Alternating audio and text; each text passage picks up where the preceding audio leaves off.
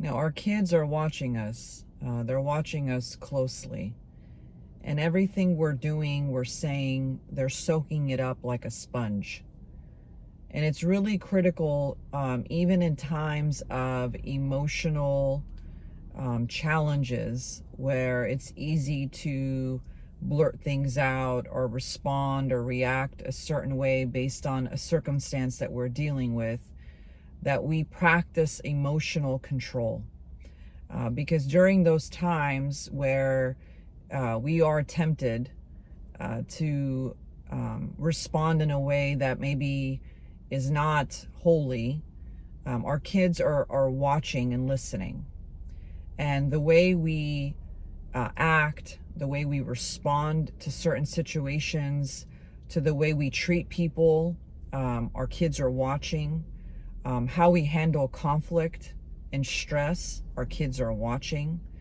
The way we handle and act around difficult people, our kids are watching. They're watching. They're watching to see how we're going to speak, how we're going to respond, how we're going to act. Not only are they watching and learning, but they're watching and testing and questioning. Mom or dad talks to me about Jesus and how to act, and talks to me about the Bible, but then I notice she said this word or acted like this, or he said this to him. They're watching all of that. They're listening. Are we being men and women of our word to our children? Are we raising them with integrity by the way we're living out our life? Are we, in those difficult times of stress and worry and anger, are we practicing emotional control?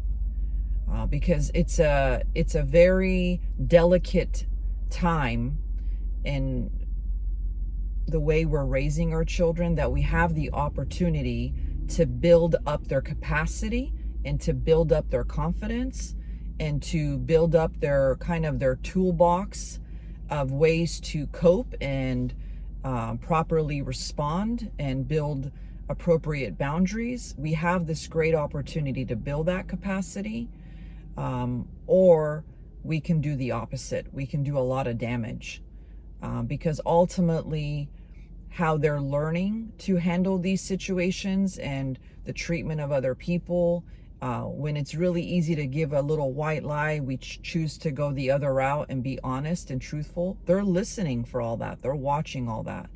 So we really, it's a scary time, and that there's a lot of pressure on parents to maintain that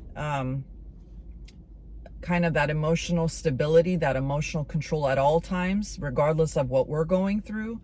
But it's also a beautiful time in that we get to be Christ to them. We get to be Christ-like and strive to be like Jesus. And so we not only say that to them and preach that to them, but then we live it out, and they watch us, and they watch that consistency, and they not only have respect for you, but then now they have that example of how to live out that life.